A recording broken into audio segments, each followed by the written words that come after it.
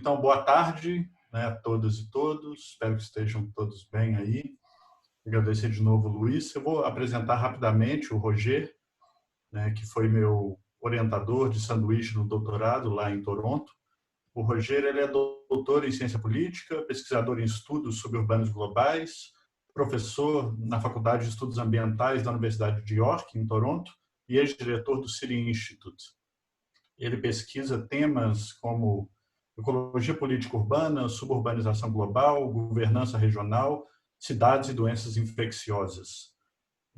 E a convite meu e da professora Heloísa Soares, do IGC, e do professor Roberto Montemor, o Roger viria a Belo Horizonte em abril, agora desse ano, para a UFMG, para um programa de cátedras, que é o programa de cátedras da Fundep e EAT, para dar continuidade às pesquisas dele exatamente sobre as relações entre urbanização extensiva, globalização e doenças infecciosas. E ele estava particularmente interessado em estudar a Zika e a dengue, depois de haver feito pesquisas sobre SARS e Ebola, né, alguns anos atrás. Ele foi impossibilitado, obviamente, de estar aqui com a gente, mas acho que isso tornou ainda mais importante que a gente continuasse essa conversa e tentasse convidar ele. Então, agradeço aí, né, o Luiz, né, e todos mais que tornaram possível trazer o Roger para essa palestra. Espero que a gente possa dialogar continuamente com ele depois. É isso, obrigado. Roger. Thank you very much, Joel. This was a very nice sounding introduction, even though I did not understand everything you said, but it sounded very nice.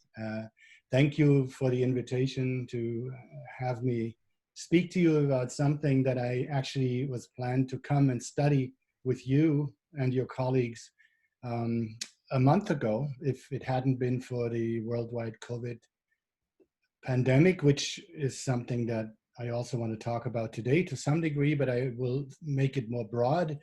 I will share my screen, and I hope this all works out.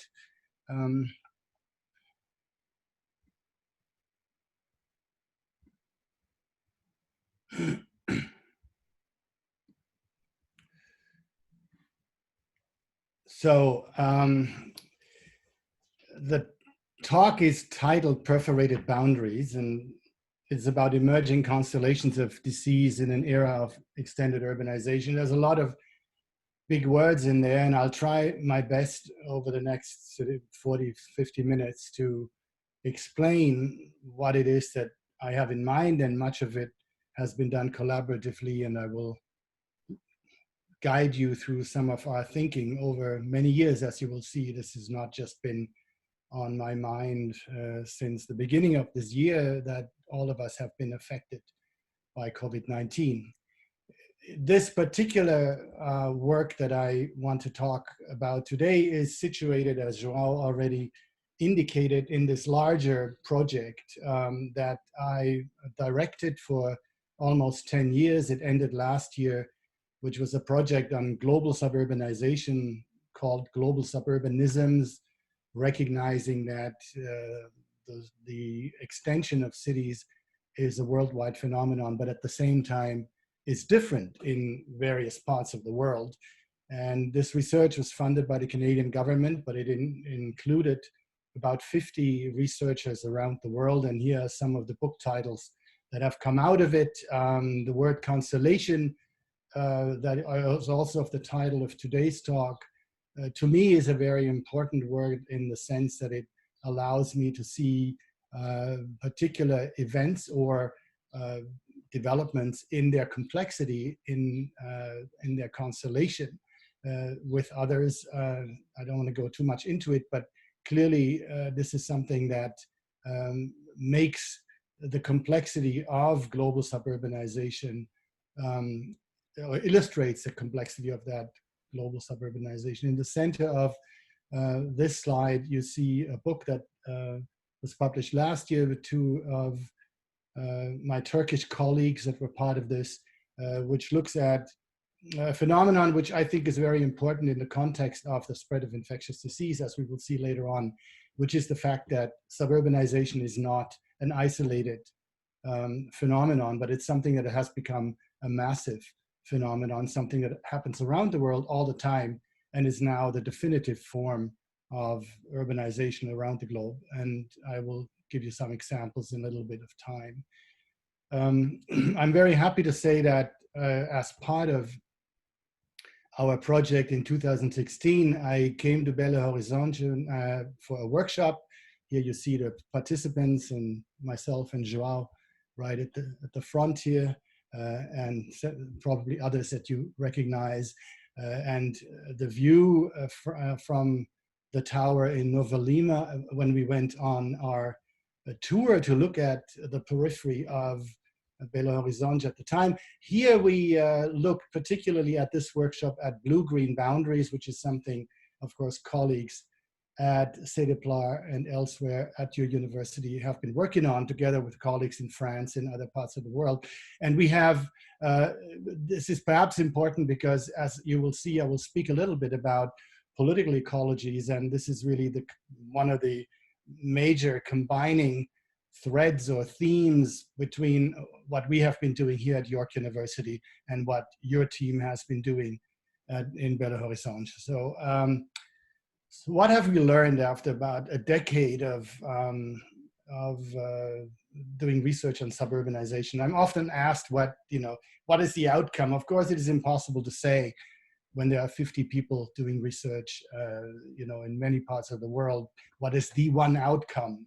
We as academics can't possibly have answers to this, but let me try at least to isolate a couple of things. So the first thing is that what we have learned is that urbanization worldwide now is happening mostly at the rapidly evolving urban fringe of cities. And that leads to a second insight that as suburbanization and peri-urbanization have become characteristic features of the so-called urban century, we have entered something that Henri Lefebvre, the French philosopher, called complete urbanization. And which means that whether we live in cities or not today, the society in which we live is an urban society. And the form and the process of that urban society today is almost entirely where it is happening and where it is dynamic, one of the urban fringe. So when we say global suburbanism as a form of life, we're looking at life at the margins of cities. And that has some consequences, as we will see in a minute. So there are four trends that we can consider coming out of this research. One is that the size and the scale of suburban development is unprecedented. Never in the history of humanity have we had urbanization and suburbanization at that scale. Now in Latin America, of course, people often argue that the urbanization of the continent has been complete for quite some time, and to some degree we can argue this, but still we have seen many in my lifetime, even in my active time when I first started looking at cities, we can say that even in Latin America, where the urbanization process has been complete for quite some time, we still see urbanization at the periphery of cities. But clearly, if you look at Africa or East Asia, we can see a living laboratory of this particular point. So the second point is that, and I say suburbanization with a slash, so I'm not really talking about suburbanization in the way that scholars have looked at in the past, but I'm looking at a form of urbanization that happens at the periphery, but also happens in extended forms. And I will give you some examples in a minute. So this suburbanization of the entire planet is pervasive, which means it happens everywhere, and it happens in places around the world where all of that encroaches on natural environments. The global climate change is one area where this shows, but it also, in terms of land use, the demand we make on water use, but also on the oceans and food ecologies and all of this. So what we can say is that this pervasive form of planetary suburbanization is potentially, and perhaps we can take potentially out, and we can say it is damaging to our global ecology. And we can add now, out of the experience of the last few months, we can say it's also damaging to our health. The third point that we can make is that when we look worldwide how cities grow, regardless of any tendencies of re-urbanization, which particularly in the most industrialized countries in the world, in Europe and in North America, where you've had 150 years of heavy industrial urbanization, and then suburbanization in the 20th century. Now there was a tendency of re-urbanization, which often is linked to gentrification.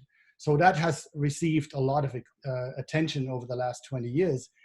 But regardless of that process, which is a reality, we can say that today the urban area grows faster than the population almost everywhere in the world. Wherever cities grow, they grow faster, or they grow more in the space they use up than in terms of the population that increases. So that is a very important universal thing. You can see this around the world.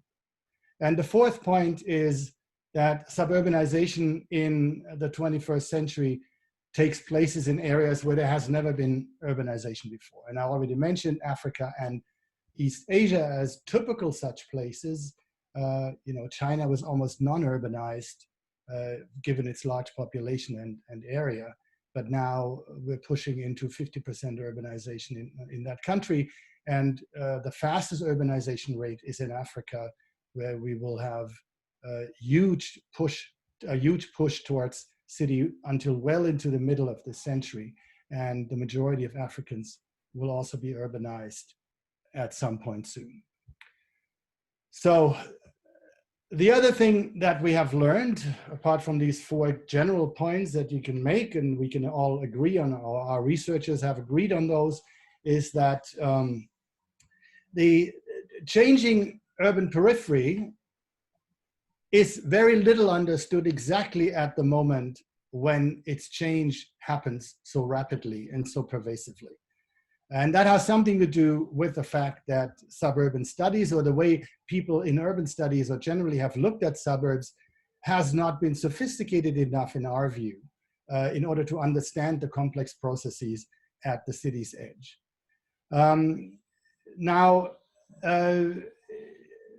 One of the issues that we can, when we want to measure what's going on, we can look at processes of urbanization in technology, education, infrastructure, immigration, forms of settlement and all that. But we can also look at the kinds of urban conflicts and society-defining issues that are now happening at the urban periphery. And to some degree, what we want to talk about later, infectious disease or health more generally, has now become one such issue. It's an issue that defines our society, because the way our societies are now looked at as healthy or sick has something to do with how they develop at the periphery. So this is only one example. Conceptually, so that was the real development that we can talk about, and we can talk about empirical changes.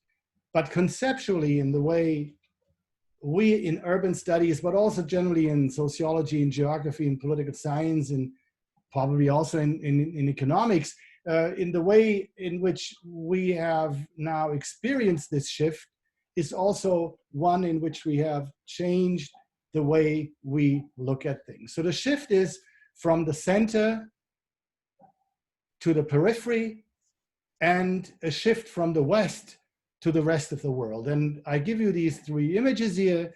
If I had an interactive process, I would now ask you to guess where these places are, which we cannot do. So I'll tell you where these are. The first one on the left is probably to Brazilians fairly well known, because it's the biggest football city in the world outside of Brazil, which is the beautiful city of Barcelona, which often in urban studies discourse is highlighted as the model city, a city which is what all cities want to be. It's a dense, compact European city, which is fairly well planned. And so it's often used as a model. So cities like that are full, textbooks are full of images of examples from cities like Barcelona, Manchester, Paris is a good example. But those textbooks now have to be rewritten. We have to bring in the kinds of places that are on the other two images on the other side. And these are only two images that represent an entire world. One is a European city, the one on the top is Istanbul. But Istanbul is an interesting place because it, to some degree, represents a non-European model of development, which we also find in Singapore and Shanghai and places elsewhere in the East and the Far East in Asia, but also to some degree in other parts of the world. But that is a massive form of periphery building through mostly high-rise neighborhoods, often in this case built by the developmentalist state through a public housing company. But then the other example is from Kampala, Uganda, and that is what many feared in Istanbul might have developed into after the 1980s if they hadn't built that massive periphery the way they have, which is a more informal form of building peripheries, often in squat settlements of squatters at the periphery of cities. And much of Africa, many parts of Asia, and of course also in Latin America, are very familiar with this kind of peripheral urban growth. When we make that conceptual shift from the Barcelonas of this world to the Kampalas of this world, we take a challenge, as Jenny Robinson says, from elsewhere. We start to think through elsewhere. The West and the North, which has written the textbook on urban studies or anything, is now beginning to understand that this is not the way we can write our global history and geography, and we take up this challenge from elsewhere. So we're looking at the practices of city building from outside of the West and the North, but it also means that we need to look at our own peripheries and our own margins. So my friend and colleague here in Toronto, Jay Pitter, has been looking at these invisible spaces in a city like Toronto, which is very northern, Canadian city, but it also has these informal spaces that we need to take into account. And we need, and that's very important, we need to engage in non-derivative theorization in the global South, which means we're not going to the Chicago School of Urban Sociology to explain Cape Town, but we're going to some other city in the global South to try to understand Cape Town, or go to Cape Town to understand and theorize urbanization in those places.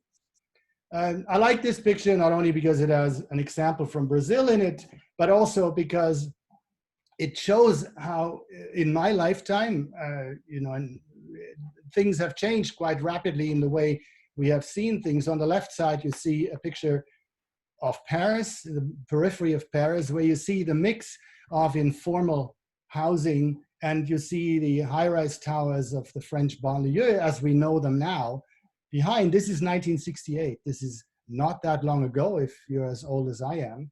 And then you have the example from Baja in Rio from 2016, which is a similar kind of landscape with a favela in the front and sort of these high-rise buildings in the back, which I understand were built for the Pan Am Games at some point.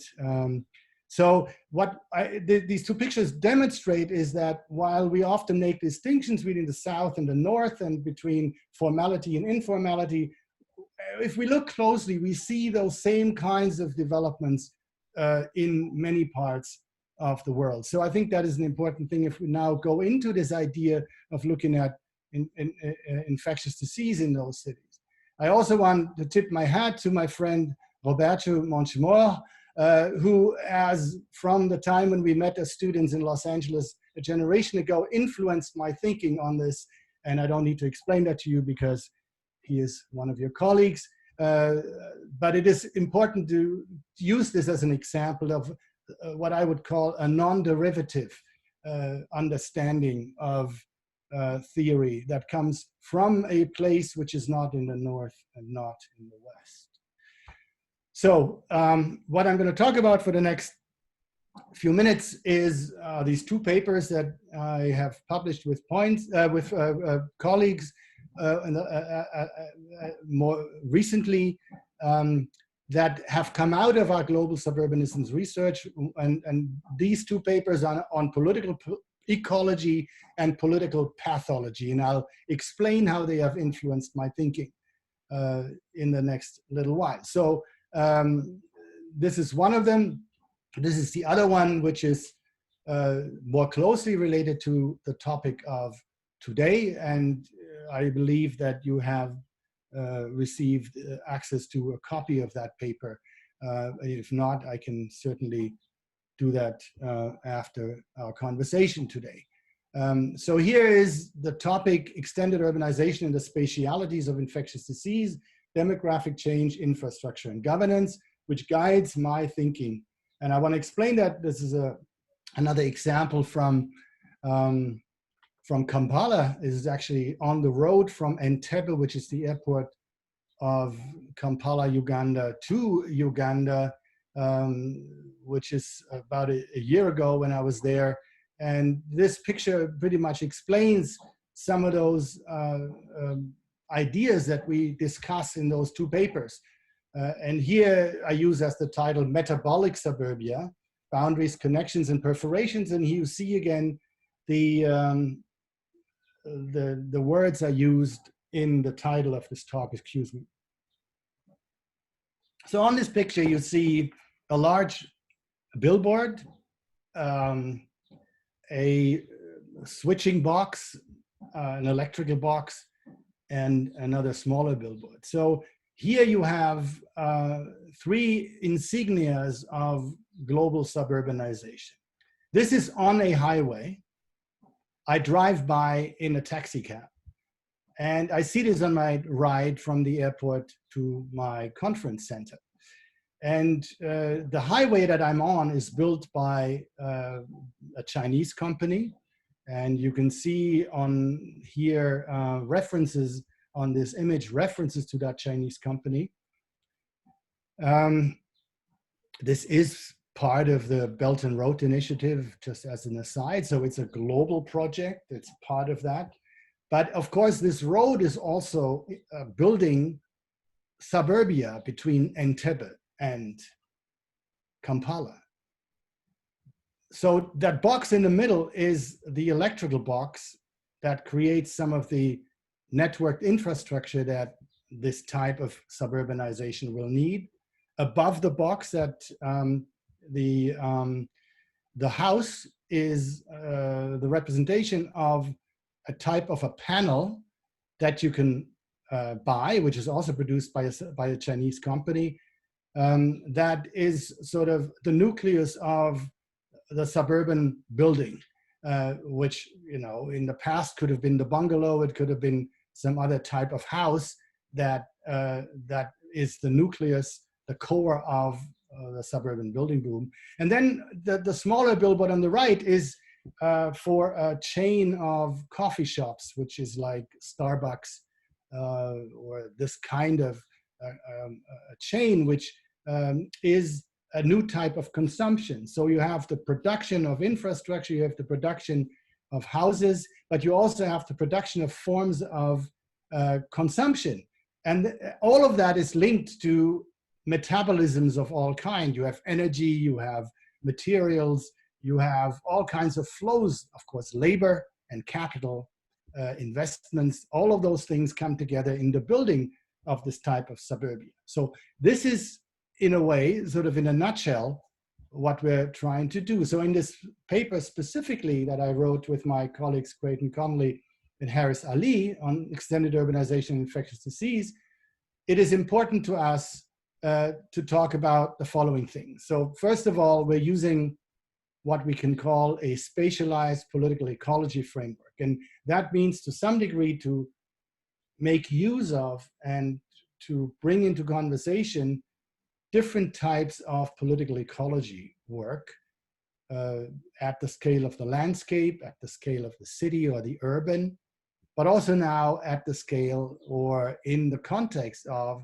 the suburban. So we're looking at various scale aspects of political ecology, and we're trying to understand what kind of ecology connectivities exist at what scale. So a green belt, for example, is a different scale than a public park, right? So we can think differently about those types of green spaces in a context of political ecology.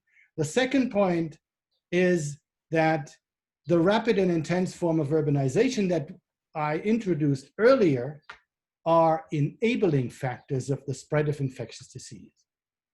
And that has to do with the fact, for example, that we as humans now make contact with ecologies that have previously not been massively in contact with humans on a regular basis.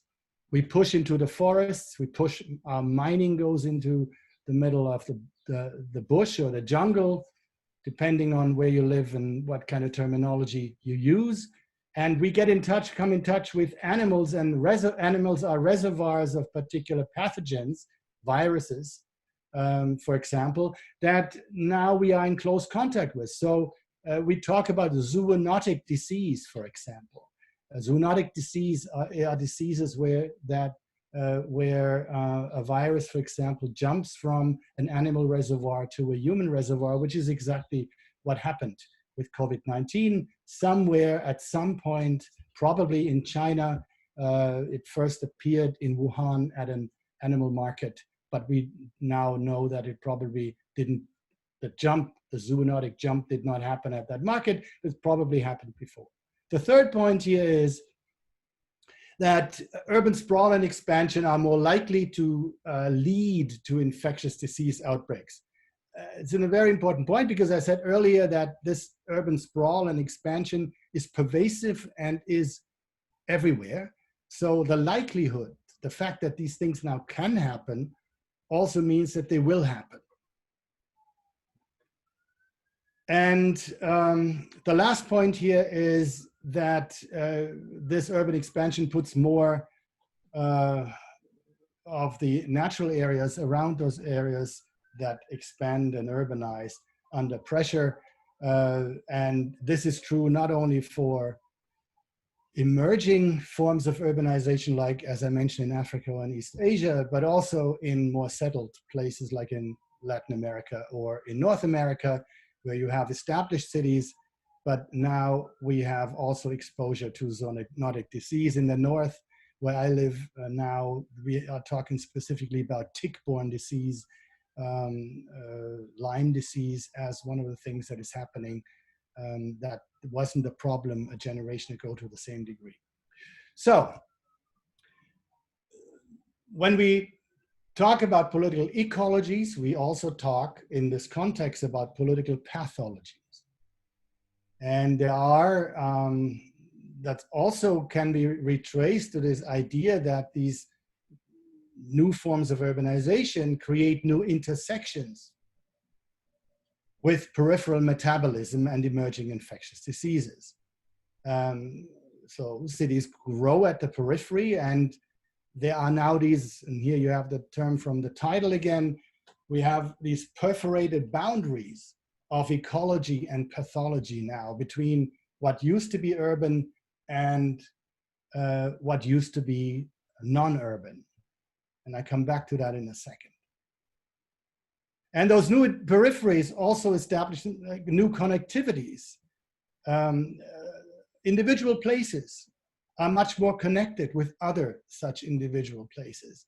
Wuhan is connected to the automobile industry in Germany. So the first outbreak in Germany happened in late January when an operative of a Wuhan car parts firm visited their colleagues in a suburb of Munich and infected people at that meeting and then went back to Wuhan.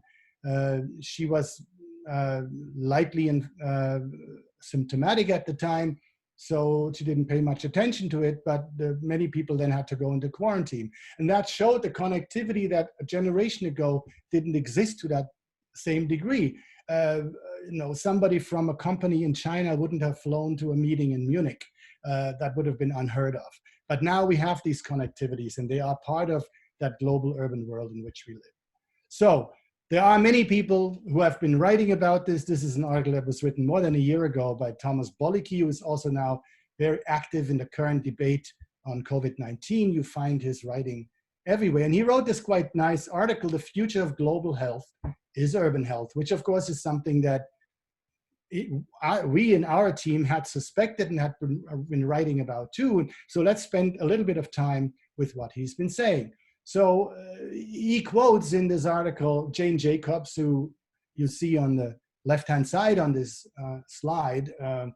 This is at the moment when she just arrived in Toronto, the city where I live, in the late 1960s, where she became a sacred figure to some degree. So Jane Jacobs said, cities were once the most helpless and devastated victims of disease, but they became great disease conquerors. This is the story of the 20th century. This is the story of public health reforms, the understanding at the beginning of the 20th century, particularly in industrial settings, that overcrowding and lack of sanitation and lack of fresh water had to be subject to planning and to change, and that air had to come into the cities and parks had to be created and clean water and sanitation had to be produced. And that, of course, over time, in those institutionalized or organized environments in the 20th century where you had those kind of public health reforms, it actually increased dramatically the health of urban citizens. But then Bolicki, this is still Bolicki talking, there was this rude awakening that let's think back again. I mentioned 1968 in Paris. At the same time, the US Surgeon General said that it's time to close the books on infectious disease. That's 50 years ago. People thought that it was possible to say the world will not see infectious disease anymore. But then, of course, we know the opposite was true. There was HIV/AIDS as a warning in the 1980s, but also then SARS and some other, flu outbreaks, influenza outbreaks, H1N1 in 2009, and others that said that this was not, in fact, happening. So there had to be a shift, and there was a shift of attention away from the known diseases that had plagued people in the past to newly emerging or re-emerging infectious diseases. And so SARS, as well as COVID-19 and Ebola, which I will speak about in a second, are part of that. So our fundamental hypothesis is this has to do, Bolicki's points have to do with the rising rates of urbanization worldwide, and specifically with the spread of extended urbanization. So again, on Bolicki's work, I can go through this very quickly here. Urbanization went south. The idea that the sanitary city could solve the question of infectious or other kinds of disease was, of course, not true, because much of the urbanization in the second half of the 20th and the beginning of the 21st century isn't like the urbanization that you've seen in Barcelona and Paris and Berlin and those kinds of places. But now we have urbanization in countries with a lower per capita income. We have some of the poorest countries in the world with the highest degrees of urbanization, and urban population growth occurs before the city has a very strong economic base. So that's a story of development. It's a story of uneven development to some degree, but that is also the story of urbanization in the last little while. And in this history of the last 30 to 50 years, we also see that urbanization changes its form and its process. So here you have a shot that I took on my way to Kampala last year. I actually didn't see much of that city, Addis Ababa in Ethiopia. I only saw it from the air and I landed in the airport. But this is the type of urbanization that you see in many parts of the world now. Suburban development here in a fairly mid-density or high-density form. This takes different forms in different places. This is the form it takes in Ethiopia. And that changes everything because now we have different forms than the ones we can look at. I can already spoke about this example of suburbanization in tick-borne disease, so I can leave that out. So our challenges are multiple now that we have accepted the fact that we live in a much more complex world than we imagined to be in 50 years ago. So we need to deal with the messy mobility, materialities of that life that we live. Again, this word metabolism plays well here. The different streams that keep us alive in those cities need to be understood. We need to think about mobility. Michael Wolf, a German geographer, speaks about that in a critical article on this literature. And the rapid increase in mobility and connectivity is certainly something that we need to take up in this challenge. So let me quickly take you through the story of SARS. In 2003, this severe acute respiratory syndrome turned up in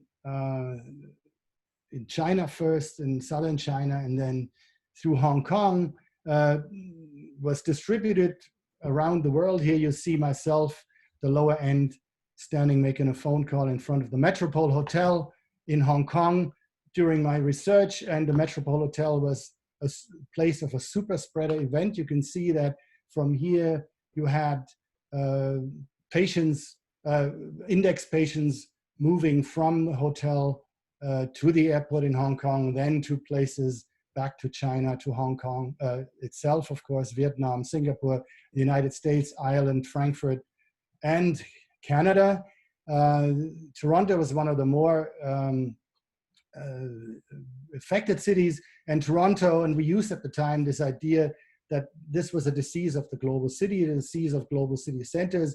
And if you look at Hong Kong, Singapore, Shanghai, and Toronto, these were typical global cities, the global financial centers that were affected. But we also argued at the time that even then, the disease spread into the capillaries and peripheries of those cities. They didn't just stop at the airport. And what is particularly dangerous at the time, because it led to an overloading of hospital capacity, is that many of the SARS infections happened in hospitals. That is something we feared also with Corona, which of course was to some degree in many countries stopped because of the lockdown, and so the surge capacity of hospitals and health institutions was not put to the test, except for a few countries. And I understand that the country where you are is one of those that has currently experiences some of that, those issues, which I will not pass judgment on. It's just an observation. So let's move on from SARS 2003 to the Ebola outbreak, which was an astonishing thing in West Africa, where about 30,000 people were infected and about 11,000 people died in the countries of Liberia and Guinea and Sierra Leone between 2014 and 2015. And then the ongoing, now we can say again, ongoing outbreak in the Democratic Republic of the Congo, where as of today, we have 3,313 confirmed cases and 2,100 deaths. And today, it was announced yesterday actually, that there are new infections for the first time since April in Equateur, a city in the Democratic Republic of the Congo. So what was new about this is that this, for the first time, Ebola during that time became an urban disease. It was exactly the disease of that kind of an environment that I've been describing to you for the last 40 minutes. And here you see the hot map of, heat map, not hot map, the heat map of urbanization in part of Africa, in the tropical part of Africa, and you see that a lot of the outbreaks of Ebola, but also previously HIV/AIDS, of course, can be mapped onto those rapidly developing urban areas, particularly in West Africa and also in the Great Lakes region of Africa. So what we have is the situation that for the first time, Ebola becomes an urban outbreak. So fighting the disease also is, of course, reliant on urban communities, on urban governance, on urban health institutions, and urban practices, which is much different from when previously these Ebola outbreaks had happened, somewhere in a remote village. And it's also important that, you know, this is where the bias in the Western reporting on this was so dramatic, that both in West Africa, but also in the DRC, there was no good reporting, because people treat the world in Africa, which is, you know, subject to these kinds of epidemic or pandemic outbreaks, as if they not only were geographically far away, but also conceptually far away. So they treat everything as the hinterland of North America and Europe, and speak about it as if it was some faraway place, some exotic faraway place. So here's a German journalist who put this most succinctly, so I will read it out. Put Butembo, a city in the Great Lakes region, which was affected by this latest Ebola outbreak in the DRC. So this city, Butembo, is not a lost jungle city, but an internationally networked commercial node. The immensely rich Nandi wholesalers of the city have business relationships that reach China and supply the entire Eastern Congo. One can find smartphones for under $20, and most people communicate through WhatsApp networks. So it's not a remote place at all. It is part of that extended network of urbanization that I've been speaking about. So what we have here with Ebola is an urban inversion, something that was identified with rural life or isolated life. Life on the rural periphery has now become an urban phenomenon. And that is really important. So I quickly just mention our research in Africa, part of a group under the directorship of Harris Ali and Mosoka Falah in Monrovia in Liberia, where we're looking at the role of social, cultural, and environmental factors in improving Ebola virus disease response and resilience. The idea here was to learn from West Africa to apply that in the DRC. So our questions were how the communities, in fact, were able to respond to those things when, you know, to many of those communities, particularly urban communities, Ebola in West Africa was a completely new thing. It was a truly emerging infectious disease. Ebola had never happened in West Africa, and it had never happened in urban or peri-urban West Africa. So what could we learn from that? So we studied in Sierra Leone, in Liberia. We studied with our partners the community response, particularly contact tracing, which was done by volunteers. Often those volunteers were those who were Ebola survivors, who were immune to the virus and they became the heroes of the outbreak response in 2014-15. And then we did a lot of interviews and focus groups with our partners in Sierra Leone and in Liberia. So this is the technical process of contact tracing. I don't want to bore you with that, but I just want to let you know that it is important that we did not approach this from the top down. We approached this with talking specifically and directly to our community partners in Freetown, in Sierra Leone, and in Monrovia, in Liberia. Those who actually had done the work, done the contact tracing, been in the community in 2014 and 15. Here is Mosoka Falah, who is one of the principal investigators of this research project, the gentleman in the middle of the upper left picture, and he is a bit of a hero in that country, but also generally in the Ebola world. He was a Times Man of the Year in 2014 in recognition of his work with the local communities in building a bottom-up response to those kinds of things. Here are some of our colleagues in West Africa. My colleague Haris Ali here in the blue shirt. And so important about this was that it was really a telltale kind of development, because as the World Health Organization said in 2015, never ever had Ebola entered a place like West Point, which is Africa's largest and most notorious slum. In Monrovia, more than 70,000 people crowded together on a peninsula with no running water, sanitation, or garbage collection. There's much to say about that, also in terms of how that the state tried to cut the inhabitants off from the rest of the city. I won't have time to go into the detail of that, but it is important here, some images from West Point.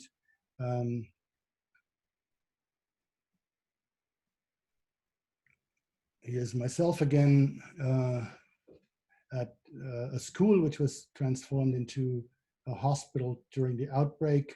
And here are some of our colleagues again in Monrovia as we are working. One of the things we have done with them over the last few months is to train young researchers to work on publications together, and to train them in doing qualitative research and doing the data mining and all this. Not that we necessarily know better, but this is one of the things that we were trying to develop as we were not constantly on the ground there. This was one of the things that we were doing. And then our colleagues there received certificates of having been trained in that capacity. And we have exchanges with this is our colleagues in Freetown that we worked with during that time, and we are now involved in publication projects together with them. Here is one of the most hit areas in Freetown called the Dworzak Informal Settlement, in which we met some of the survivors and spoke with them about their experience in contact tracing, looking at the institutions, that bottom-up institutions, the community institution like this hospital, mostly run by women, of course. The gender aspect is very important in this work. The preliminary findings here confirm to some degree some of the things I've been saying before, which is that the mobility of individuals and groups has increased. People have been able to travel, carrying the virus to different parts of the world. And mobility also, of course, means that they move from the countryside to peri-urban environments in those places, and that there is a very lively politics around disease outbreaks, which all of us now know, because now for the first time the whole world has experienced that at the same time, that we know the COVID-19 outbreak was immediately politicized, and we now have debates around the world, of course now overshadowed by the Black Lives Matter issues that have also spread around the globe very rapidly. But the political issues around that can be found in the DRC, in West Africa, but also, of course, in other parts of the world. So I'll leave Ebola now and come to my very last part of my talk, and that is exclusively on COVID-19. And here, taking up some of the ways of thinking that I have developed, we hypothesized early on when we started working on this in January and February, we hypothesized that COVID-19, the coronavirus that has now surrounded the world, was a disease of the social, spatial, and institutional periphery in the world. So here are the numbers of today. 7 million confirmed cases. There are probably many more, but these are the confirmed cases. We have now reached more than 400,000 deaths, and as you know, 110,000 of those are in the United States alone.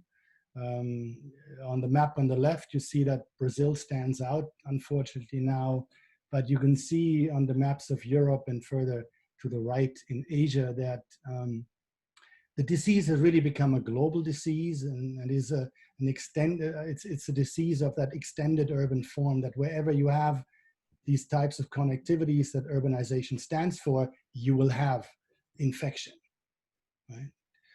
And it's interesting that if you look at the map of Hubei province in China, the original core of the disease in Wuhan and Hubei province now almost disappears compared to places like Italy, Spain, Germany, but also, of course, places in the Americas, including Brazil and the United States, and to some degree also Canada. I forgot to mention, of course, the United Kingdom, which is a case all for itself.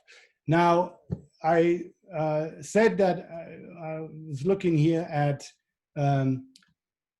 social environment, spatial environment, and institutional environment. So let me quickly give you a couple of examples for what I mean here. So when we talk about COVID-19 being a disease of the social environment, we can look, for example, at the United States, but also in Canada, in the UK. We have numbers. Canada is difficult because Canada doesn't measure health data by race, but we have ideas about what's going on here. But in the United States, the color of coronavirus has been black. And we can say that the mortality rate for Black Americans, African Americans, is 2.5 times higher as the rate for whites, and 2.2 times as high as for the rate of Asians and Latinos. So clearly, we're not all of in this disease together. The social environment, the society in which we live, and the social divisions that exist in that society have an input or an impact on how this disease actually takes place. The second type of environment is a spatial environment, and that, of course, is a direct link to this idea of suburbanization or extended urbanization, that across the world, coronavirus hits poor neighborhoods harder. And that often leads to the fact that people in the peripheries of cities are hit harder, because in many parts of the world now, the peripheries are where you find more precarious populations that are not well served by healthcare facilities, that have less access to healthy food, are more dependent on the automobile to get around, and. So there are forms of marginalization, peripheralization going on in those cities that now predestine the populations of those places to being more susceptible to COVID-19, to the COVID-19 pandemic. And here, that blue thing is a map of Toronto, the city where I live, and you can see that the outer reaches, it doesn't have a legend, but I can tell you that the darker the blue, the higher the infection rate in census areas. So you see that there are more infections in the peripheral areas of the city, where you find the type of high-rise towers that you see on the left here. 50% of the population of Toronto lives in these high-rise towers, and most of those are in the periphery are renters. Many of them are new immigrants, and about half of the population there are people of color. So the spatial environment matters, and it is reflective, of course, also of the social inequities in those cities. And lastly, in this particular outbreak, remember I was talking about the hospitals as a hearth of infection during SARS. In this particular outbreak, it has not been so much the hospital, because, as I said, the lockdown measures prevented people from getting so sick that they would end up in hospitals, even though hospitals also remain a focal point. But there were two environments that were particularly hard hit. One is, I'm speaking about Canada here, but you will find similar kinds of cases in other parts of the world. One is long-term care homes. This homes for the elderly, but also homes for very ill people.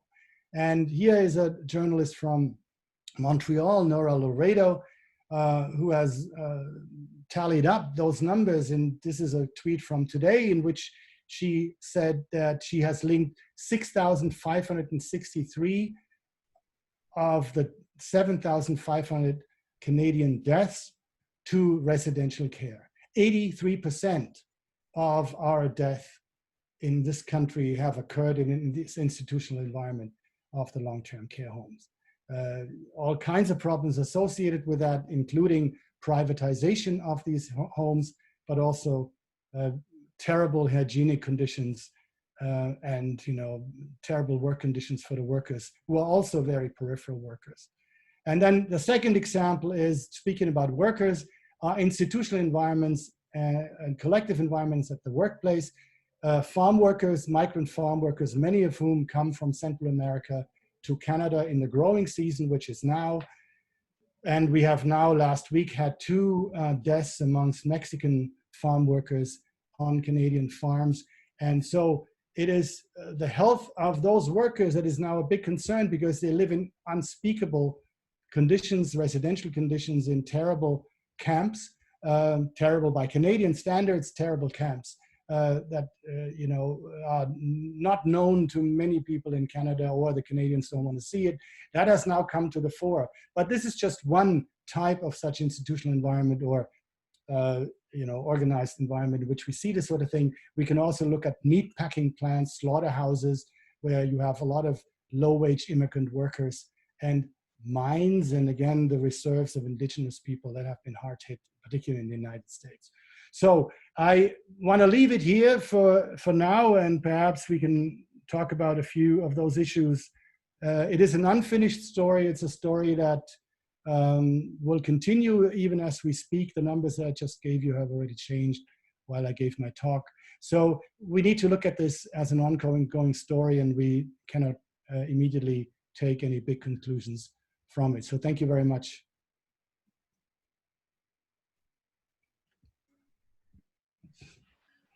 Thank you very much, Roger. Sorry, I mispronounced the name earlier. No problem. Thank you for this very insightful presentation, and for the time. I mean, we have plenty of time for discussion.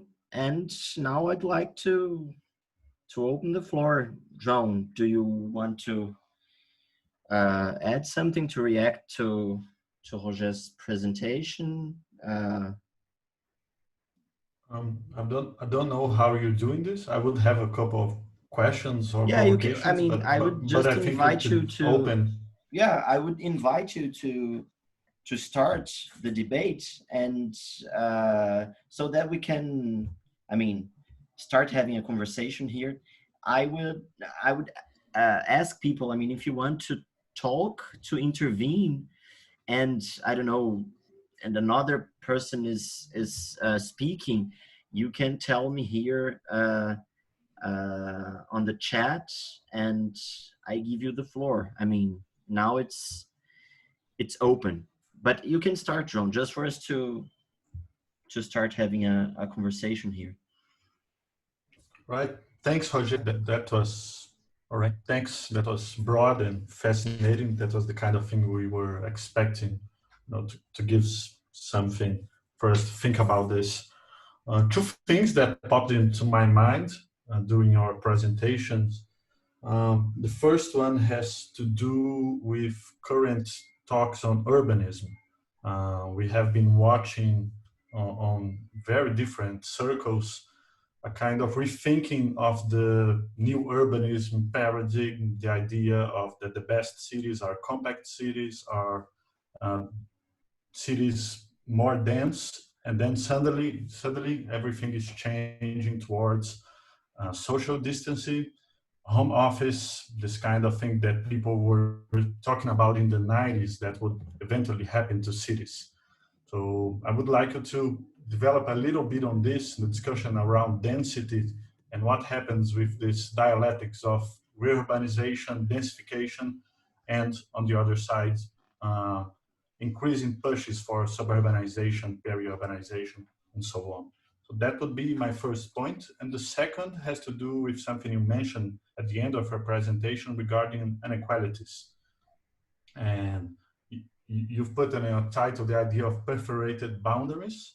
And I was wondering that how can you integrate this idea of this kind of fluid process of urbanization that cross different territories, networks, scales, with what we have been watching, that is exactly this kind of inequality regarding how different populations in different spaces carry the burden of infectious diseases. So how to integrate this into a more problematic of spatial segregation, racial inequality, especially what's going on right now in the States and around the world. So thanks again. Thanks, Joao. Should I talk about this? Should I respond to those? Yeah, I think so. I think so. Then we collect some other questions. Yeah, these are great questions, and I hope I'm not going to go into another monologue on them. They're so interesting, but I'll try to be succinct. The first question about urbanism is one, as you know, is very close to my heart, and it is partly because Toronto is one of those cities that has a very strong, quote unquote, urbanist tendency in terms of its planning, the understanding of its planning. And you have mentioned the main concepts here, like the compact city, densification, which I want to be absolutely clear. I am not at all somebody who speaks in favor of sprawl or in favor of de-densification of cities. The only people who have spoken about this are people in the libertarian urbanist right, in the more conservative urbanists, who have made that point as long as I can remember. I wrote my dissertation in Los Angeles in the 1980s. This was one of the main topics in the 1980s, is that people were afraid of, we do not want to become like New York. And it was often the free market libertarian conservatives that were pushing this idea that the American way of living is a not dense way of living. It's one that's based on automobile transportation, because these ideas of suburban sprawl and automobility were linked to this idea of freedom, which of course was complete nonsense, but nonetheless, it influenced not only planners and decision makers in the United States, but also around the globe as the American model was shipped around the globe. And that is, of course, poison to any attempt to make any inroads on the climate emergency. We cannot possibly grow in that same way. We cannot plan cities in that way. And so those people who have made these kinds of demands now in the crisis are exactly the kinds of people who made the same kinds of demands 30 or 50 years ago. So I think we need to call them out on this, and it makes no sense.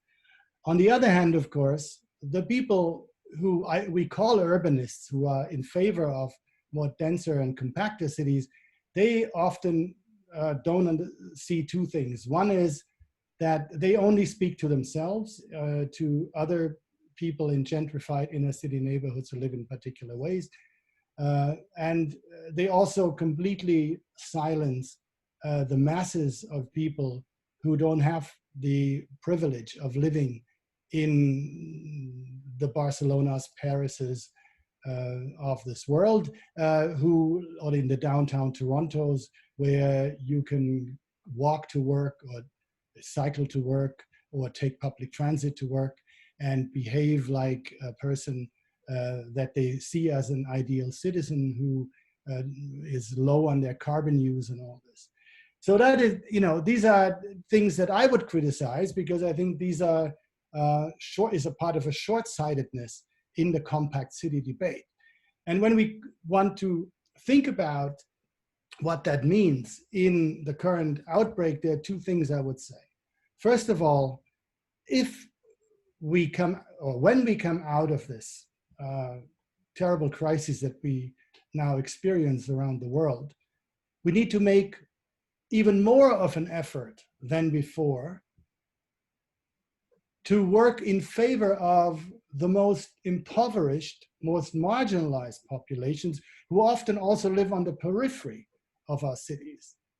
And if we do that, then we need to ask ourselves two things. If we say we want a compact and dense city, are we overlooking the fact that many of our poorer cohabitants of our cities already live in very dense environments, but they live so in parts of the city where the level of services that they have is very low, including healthcare services, where they don't have the kind of offers that you have in the inner city, where you can stroll down the street and have everything you like, and where many of those people are financially not in the position to participate in formal markets the way that people in the inner city are, that proclaim the compact city to be one of their goals.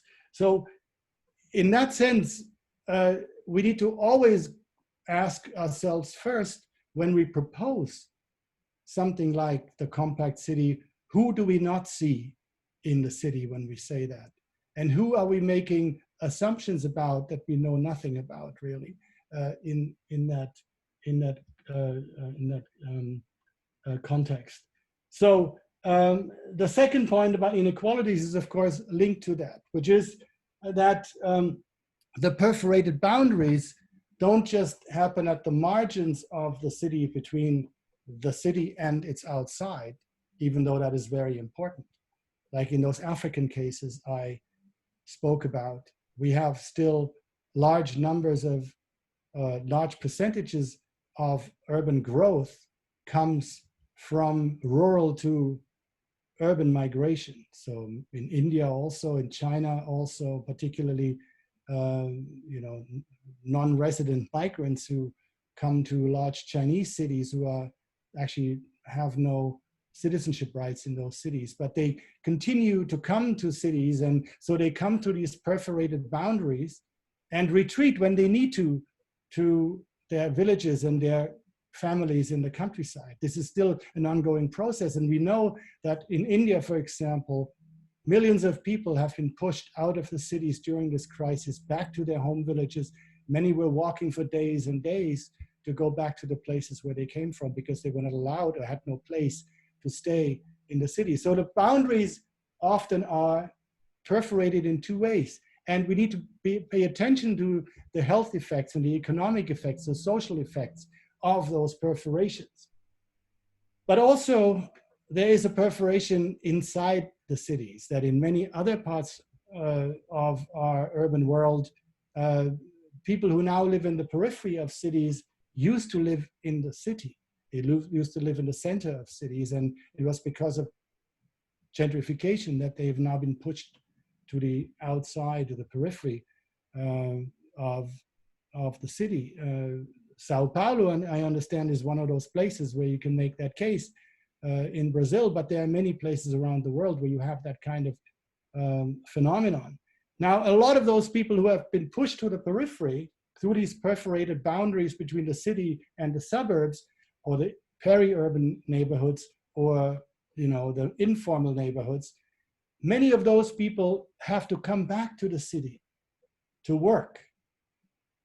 So when we look, for example, at Freetown or Monrovia in West Africa, a lot of the people there in the informal economy, when they are being asked to not be on the street or to do social distancing, they have to walk every day for many, many kilometers to walk from their peripheral housing to the center of the city where they work and sell things. And hawkers, they go to a market, buy something, sell it somewhere else, either services or goods.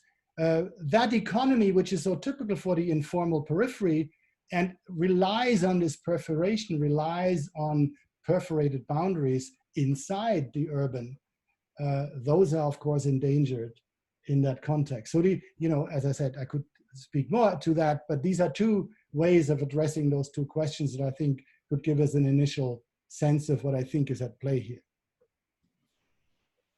Thanks, Roger. So now, Roberto wanted to ask a question. Please, Roberto, the floor is yours. Okay. Hi, Roger. Roberto. Nice to see you, man. You're going to speak to me? what I wanted to say is, as you know, this whole idea of extended urbanization was developed within the context of research in malaria in Amazonia, right? So we did that for several decades, but particularly in the 80s and 90s. And the main traits were the intense mobility within the Amazonian frontier and I would say the production of urban space, extended urban space, together with disruption of nature. So that became very clear that those were the major factors of malaria spread. Because on one side, people moved all over, so carrying the, not the virus, but the disease with them, since it's a vector-borne disease. And at the same time, the most complicated parts were when they were deforesting, destroying the natural conditions and building new conditions. So I think your approach to the suburbanization and the growth of suburban urbanization is, I mean, I agree entirely with that. I think this is happening.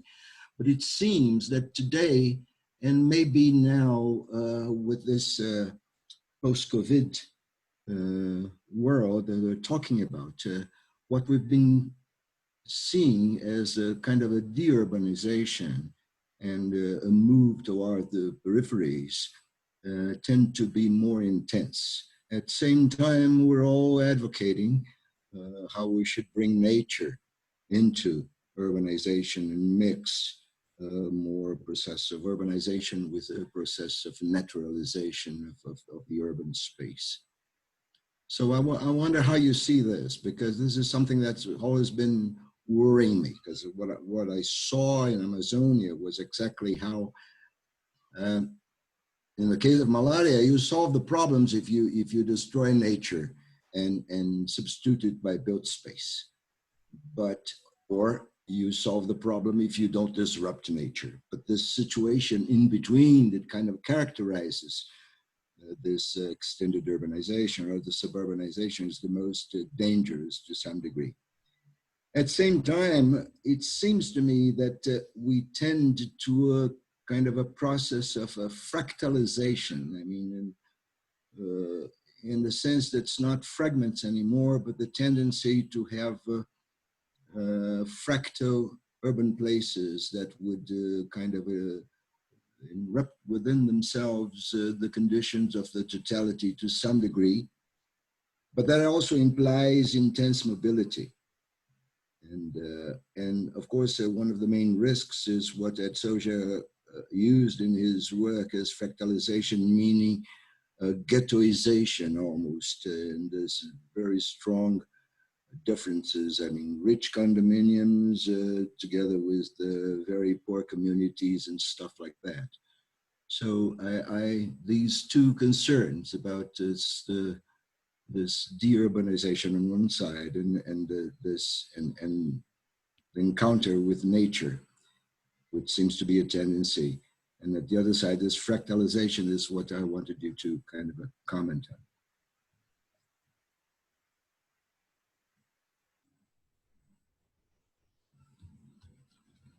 So, Roger, please. Sorry about that. Yeah, I'm back.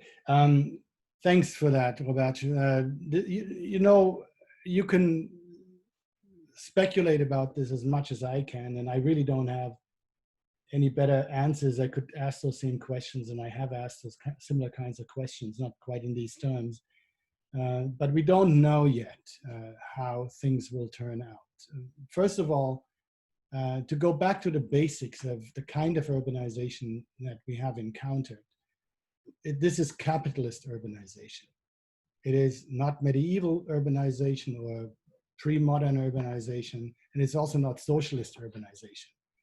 It is capitalist urbanization, and we know that the capitalist urbanization is linked to processes of accumulation that are intensely tied to processes of increasing greater densities of interaction. Let's put it this way. And those densities can be built densities, but they also can be densities of the relational kind, you know, people interacting. And the built densities continue to be there. And there have been speculations now whether a lot of office work will now continue to be done the way we are doing it now, which is from home, in an isolated fashion through Zoom meetings and that sort of thing. That could, in fact, you know, both you and I were in California in the 1980s. This is when the first time I heard that Silicon Valley at the time was talking about telework, and they were propagating telework, but none of that has actually happened. The technical conditions have existed for this kind of work since the 1980s. In fact, the 90s probably, but it hasn't happened to the same degree. So we'll have to see whether the built environment will in fact change in the way that some people are now talking about it. What we already know is that those people that actually have shown to be important in getting us all through the crisis here in Toronto, and I started when I was the first 6 weeks of the crisis, I was actually still in Germany, so I saw it both in Europe and here in North America. The people who kept the cities running were people who had no choice but to work at the workplace which they were designated to do, which is, you know, these are manual workers who keep the energy running and keep the water running and all those kinds of things. They keep the city alive. They had no choice. They could not go to the periphery. They could not work from home. They had no choice like that. So it is important to understand that we have to see what kind of class division will be produced in this crisis that will then impact the spatial divisions that will come out of it. Now let's all remember that after 9/11 and the attacks on Manhattan, New York City in 2001, a lot of people said, this is the end of the high-rise building. And all of us know who do urban studies and urban political economies that after 2001, more cubic meters of high-rise space were built than in the entire history of humankind before. So it isn't the case. In 2008, 2009, people said, this is the end of the suburbs, because a lot of the crisis of 2008, 2009 had to do with the mortgage system in the United States and the way the financialization of housing has happened. I didn't see the end of the suburbs since 2008, 2009, quite the contrary. We now have more suburban sprawl around the entire world in much the same way. And have we seen the end of financialization? No, we have not seen the end of financialization. So much of this is not a natural, it's not like the types of things that people looked at in the past. They say, oh, look, Paris got water and sewers, and all of a sudden everything changed. It is not going to be that mechanical. It will all depend on whether we can put our governments, both national, regional, but also our municipal governments under pressure to now come through with the kinds of things that we want them to do. And when they build in the periphery, and that gets me to your second point about fractalization, when they continue to build like the Turkish government builds these high-rise peripheries in the outskirts of Istanbul and Ankara and other cities, without equivalent services. They build a big airport in Istanbul, but then, they're not building the kinds of services that they need to uphold these islands of high-rise buildings. We need to put these governments, not just the one of Istanbul, but other governments, my government in Toronto, under pressure to say, if we have a continued sprawl or spreading out of the urban fabric into those areas, we need equivalent infrastructures to come along with it, so that the poor and marginalized that are placed and isolated in those places must not be isolated anymore. And let's not talk about those tens of thousands of people who have fled New York to their cottages or country houses. That is another phenomenon, but they will come back because they know where the money is. They know where they're being reproduced. They know where the first-class restaurants are. They know where the theaters and the opera is, the cultural institutions that they have built for themselves. They know where the top universities are, where they want their children to go. They will come back from their country houses and they will reoccupy the city in much the same way as they have occupied it now. So the fractalization part is linked to this, because it is kind of interesting that we now have sort of a tunnel vision of the idea of how this particular virus has affected our cities. And some people were able to retreat and other people have not. And that has led to some disjunctions of disjunctures in the urban fabric, in urban relationality. But we know, of course, that this particular virus asks us to be 2 meters apart from one another. But that won't work for HIV/AIDS. That won't work for Ebola. These are completely different kinds of diseases. When this virus is dealt with, and it will be dealt with, and there will be a vaccine and there will be public health measures to deal with it, some other thing will happen. And are we going to rebuild our cities in the face of Ebola? Are we going to rebuild our cities in the face of another emerging infectious disease? The only thing we can do if we want to fight this neoliberal fractalization, I call it neoliberal now. I don't know if you meant that, but for me, this is a neoliberal fractalization, which is linked to austerity regimes that load all the responsibilities on the individuals and poor communities. When we want to fight those kinds of fractalizations, we need to put demands in not for mechanical measures, but we need to put demands in for social justice. And here, for example, it is really important that if our friends, and I've heard that a lot of people say they now are going to buy an automobile because they want to feel safe.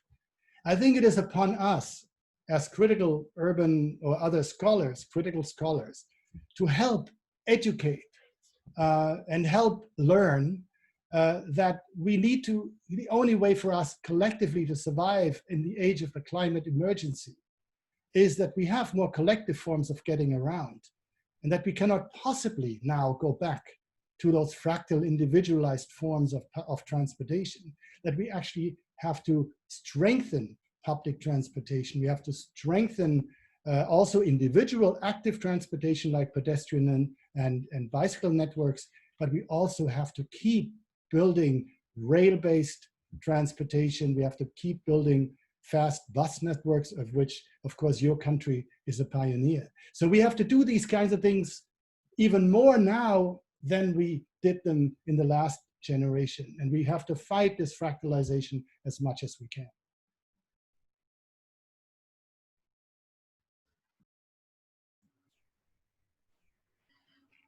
So let me put on my screen. Miguel from INPE had a comment or a question. So please, Miguel, go on. The floor is yours.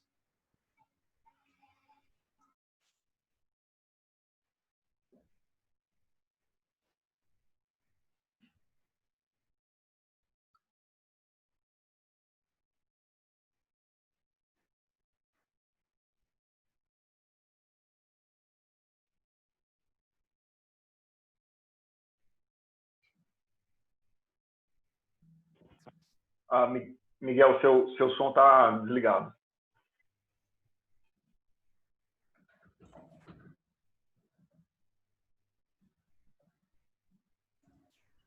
Miguel? Alô? Oi, Luiz. Oi. Tá ok? Agora estamos escutando. Sorry about that. First of all, thank you, Luis, for having allowed me to be in this very nice talk this afternoon. And thanks, Roberto, that have let me know about the seminar today. And thanks the speaker, Professor Roger, for the nice presentation. I mean, a lot of things to think about. And anyway, I would like to ask first if the slide presentations could be made available or not. I think it is being recorded, and I agreed to have it made available. Yes. So it's That's great. On my end, yes. Yeah, let me just tell it this publicly. I mean, we are trying to. I'm trying to I'm recording this, and we are going to try to make it available. I mean, I don't know if we're going to manage to make the meeting available, but we'll try. I mean, to, I don't know, on YouTube, or let's see what we can do. But we're working on it. That's great. Let's go back my question. Can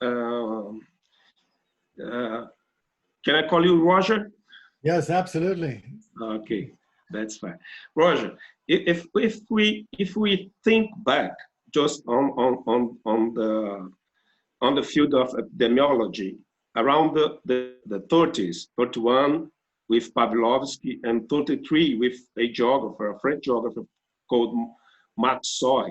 You got two ways of looking to the development of the disease and the relation of this disease with environment and society.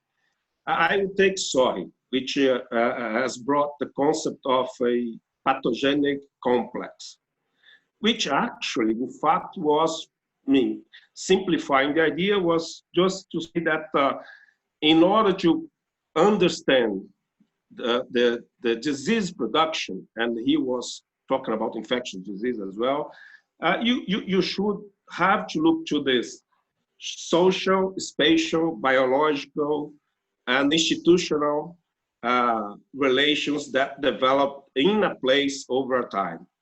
And this code is a pathogenic complex, okay? So from that on, we have studied a lot of things. When we want to do this more complete understanding of a disease, we call a malaria complex, and we put this malaria in a place and in a time. And we call a Chagas disease, or we call a COVID-19 disease, and we put this in a place and a time. And then you said this in one of your slides, you just stated that, and I would like to understand exactly what you mean by that, which the slide said, COVID-19, a disease of the social, spatial, and institutional periphery. Probably I misunderstood, but as it was stated, I understood that the periphery is now a center for producing diseases, and actually, in the case of the COVID, I don't know exactly if it was the periphery, but certainly the pandemic was not produced by the periphery. Certainly the pandemic was not produced by the periphery. Then, and when it comes down to the places, when it got to Brazil, for instance, I can have a complex, a pathogenic complex of COVID in Maré that's quite different from the periphery of Manaus. I mean, the relations established for these social, biological, social, environmental, institutional things will be different in this place. Although both of these peripheries can be seen as a result of an extended urbanization process. Yeah. And then that's my question. So, it seems to me that somehow, on the contrary of, in a way to making a difference between this new look at the peripheries or the new look of this urbanization, we're saying that this new urbanization process is always negative. I mean, cannot be like the process like Jane Jacobs said in 1967. However, what it seems to me is that's bad. That's the periphery thing is bad. It's very bad. Yes. That's what I would like you to explain, and actually, if you could say to me that I misunderstood it. Yeah, no, I think if I now understood you correctly, let me try to answer it this way. First of all, the word periphery in itself is a problematic term. That's why I have adjectives that go with it. And these are not moral adjectives. You know, they're not meant to say that the periphery is a less purposeful place or a less valued place than the center might be, right? But I'm just saying these are aspects of peripheries, social, spatial, institutional. There could be others, but these are the ones I'm looking at. And you say that we should not make it appear as if the periphery produces those diseases. And I totally agree. But there are two things that I could say just for the simplicity of the argument. I gave the example of the zoonotic diseases. Right? And those zoonotic diseases, they have a lot to do with the opening up of areas that have previously not been settled or not been connected to other parts of the world or other parts of a particular country. The Congo is a huge country. Ebola always was in one particular little area. Now it is a potentially larger problem because the Congo is also connected through its mining operations around the world. So the Amazon is your Congo in a way because it's a large place, which to many outsiders looks inaccessible, but you know, all of us know that people have lived in the Amazon for thousands and thousands of years, and it has been populated in that way. So it's not an empty space in that way that the West has portrayed these spaces. So they were somebody's periphery, but they're not the periphery of the people who live there. So when there is zoonosis, what's happening is that some mining company in Toronto gets money from the stock exchange in Toronto to go to some remote place to dig in the soil, and they send some engineers and they hire people who cut down trees and they dig in the earth. And in that process, they come into contact with animal viruses, in this case, that they then perhaps carry elsewhere. They carry them home, which is the story told in that Hollywood movie Contagion. This is exactly what it is about. But it also is possible, and this is where I go straight to your question, which is that all peripheries are immediately linked to, in a dialectical fashion, not in a mechanical, but in a dialectical fashion, to centers. So in the case of SARS, there was a little animal called the civet cat, palm civet cat, which for the longest time was considered to be the hearth of the reservoir of the SARS outbreak that brought it to the cities of southern China. And that in the end wasn't true because if the civet cats were involved, they probably received it from bats. But the point of the civet cat is that the civet cat is a kind of an animal that would be sold in a city like Shanghai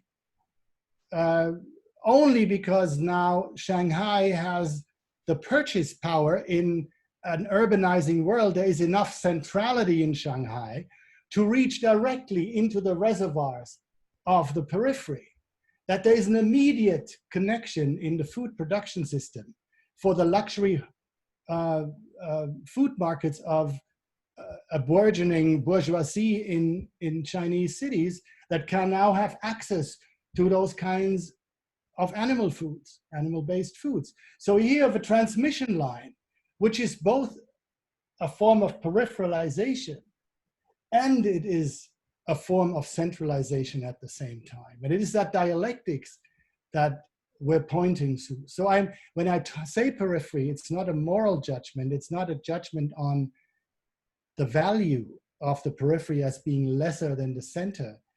It is just an attempt to talk about the dialectics that we see in extended urbanization that brings these different types of mobilities together in what you would call a pathogenic complex. And let me be absolutely clear. First of all, I'm a political scientist.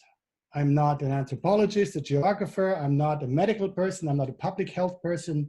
I'm a political scientist. I study disease from the point of view of urban governance or governance. I look at political pathology and political ecology. The political is always in the center of this. I'm not making any claims about transmission chains and so on from the periphery to the center, or from the center to the periphery in terms of epidemiological processes, not at all. I will not, just to be absolutely clear that this is the case.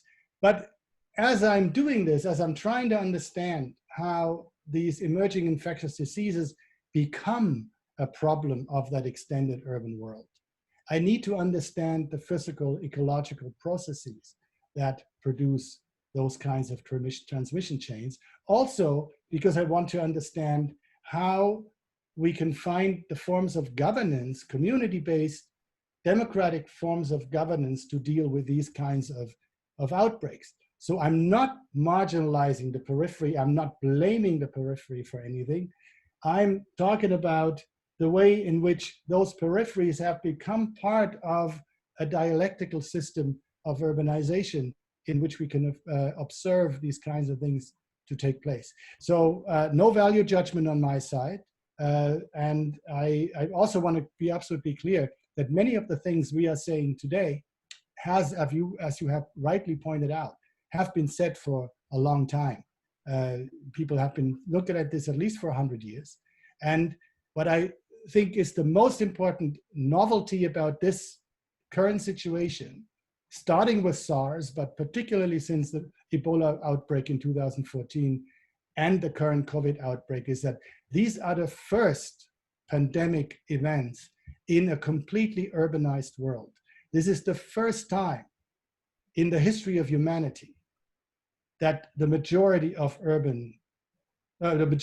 humans live in something we can call an urban environment. And that by any measure, we can now say that, whether you have a mainstream measure and count people in cities, which is a flawed process because every country has a different way of counting people in cities, or whether you have a Lefebvrean understanding of urbanization, the way I have it, or Roberto and João and others who I have met in Brazil and have learned from.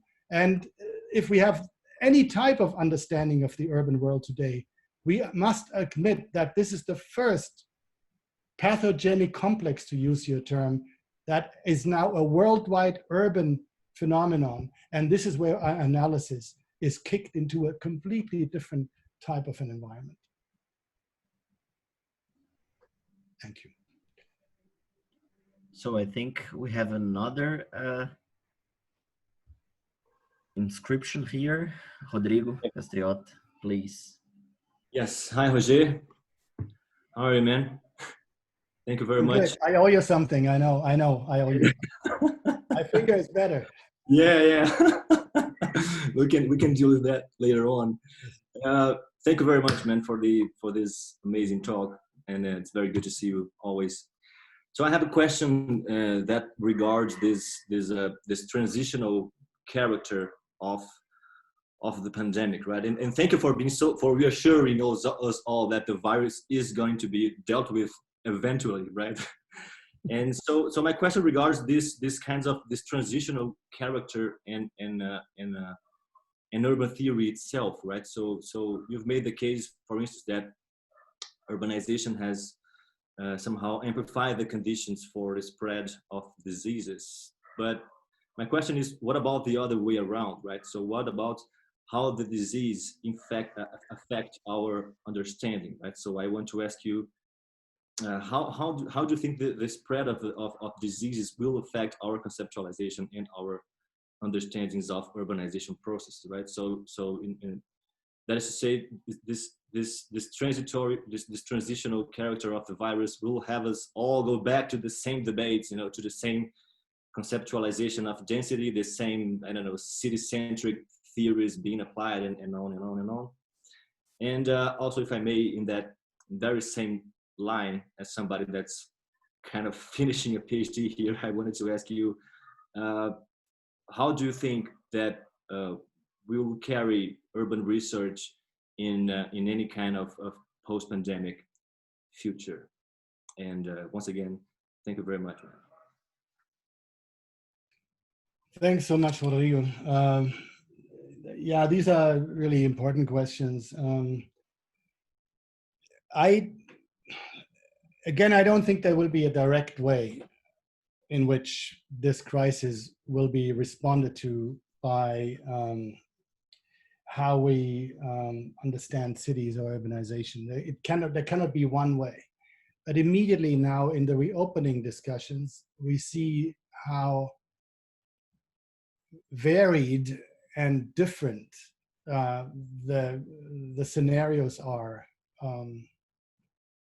which people develop to say this is going to be the future city. We already talked about the urbanists who say now that we need more bicycle paths, we need more green spaces and all that sort of thing. So when it comes to sort of the mainstream understanding of what cities want, they will say the same things they said last year and the year before and the year before that. There will not be much of a change.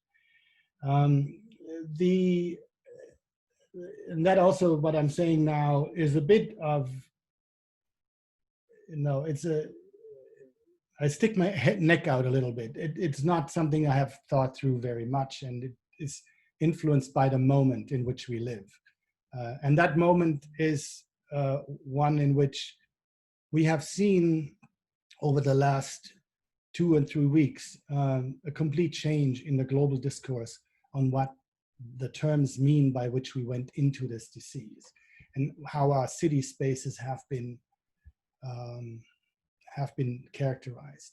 And it's both in an experiential way in which we live every day in the city, but it's also in the way in which we critical urbanists think about the city. And that is because many of us in the first part of the pandemic suspended some of the fundamental criticism of the communities in which we lived, even though that was not easy in many countries where you've had complete failure of governance and leadership in national, regional, or urban environments.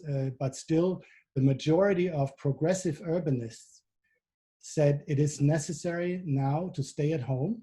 It is necessary to isolate.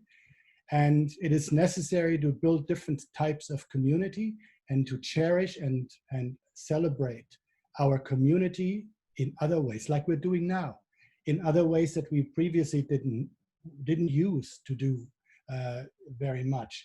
So we were patient to some degree with what was going on around us, and the most outspoken critics of those pandemic measures were the people who were on the political right and were libertarian people who said they don't want to let me cut my hair, I can't put gas into my tank of my truck. There were all kinds of reasons why these people were against it. So the question which cities were imagined as public democratic spaces, all of a sudden you had in Germany neo-Nazis defending constitutional rights for free speech. That has never happened in the history of humanity, that Nazis defend the Constitution. So we had a complete switch in how we understood the society and the urban world in which we lived. And all of that changed overnight 2 weeks ago with the events around George Floyd's murder and the fact that a policeman had the knee on the neck of an African-American man who subsequently died, changed the entire idea of what a street was about. And so urban theorizing since then has not so much been about the effects of the pandemic and what the pandemic will tell us about bicycle paths, but immediately people started to ask much more profound and more important questions.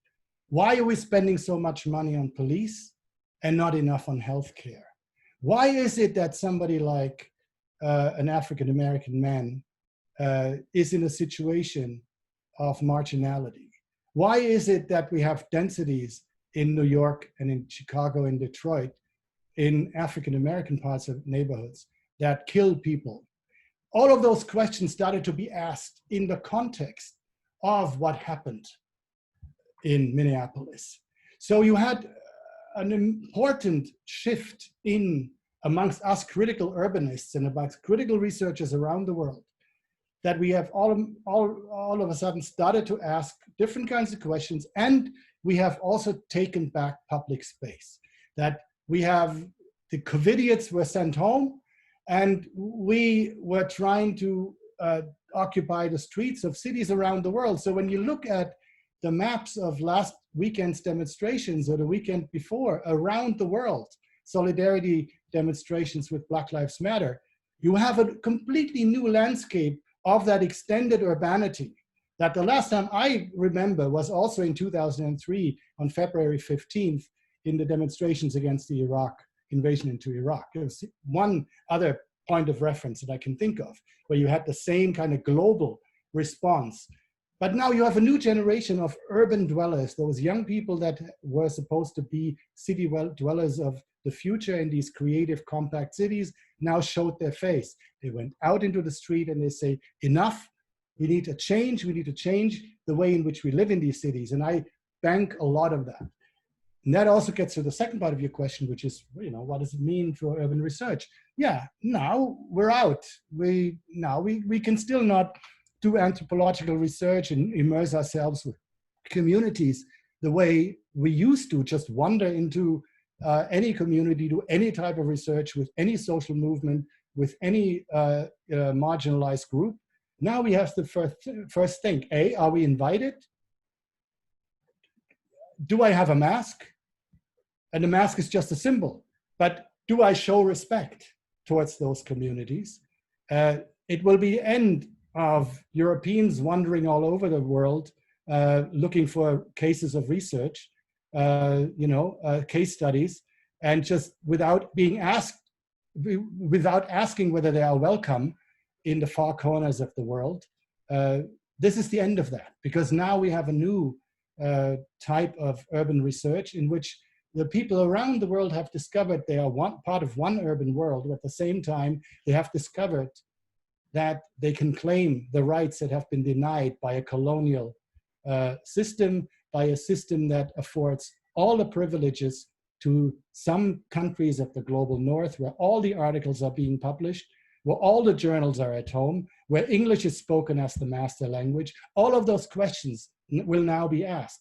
So in a way, while it is daunting for somebody like yourself, a young emerging urban researcher, to think ahead, I think you are exactly the kind of person, you personally, but also the people that you represent of your generation, that will make use of those openings that I think have now started to appear in that world of global academia, that we can talk to one another the way we just talk about now, talk to each other now, right? So we are at eye level now. We can think differently about the world. We don't have to have my research dollars paying for somebody else's trip, right? We don't have to wait for the countries of the North to bankroll the research elsewhere. We can now do different things. We can think about leveling the playing field. In fact, it's not an option that we do this.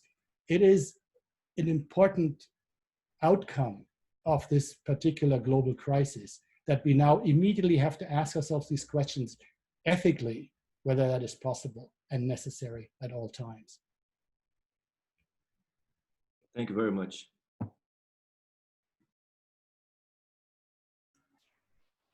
So I think we are close to the end of our meeting, which is 5. So, I mean, I'd like to thank Roger for this very, very insightful and broad talk, and also for the interaction. I think we gained a lot. We learned a lot. At least I learned a lot from our interaction today. I mean, I think not only I gained not only knowledge, but also a bit of hope, since you involved also the political factors and some elements that make us think that that through critical thinking and through a critical way of addressing these problems, that we can maybe go somewhere else, somewhere, I don't know, better would be too optimistic, but that we can somehow deal with this in a constructive way. So thank you very much. I don't know, João, do you have something to add at the end, or do you want to say something? Where's João? Let me try to find him here. I believe we had a fantastic presentation followed by very interesting questions, and I just want to thank you, Roger, a lot for sharing some of his thoughts on this very hot topic right now, and I'm very glad that you were able to be somehow with us during this time. So really thank you very much. Thank you for the invitation. Thank you for the wonderful questions, and I hope I, said a few things that some people will remember. One of the things I can say that I told you, I left Germany in March and then went to Canada. Germany is a month ahead of Canada. They are now, the bars are open. People are out in the parks. Life is beginning to go back to normal. The schools are still somewhat closed, but you can see in Canada, when you look at Canada now, you can see where you will be in a month. This will pass.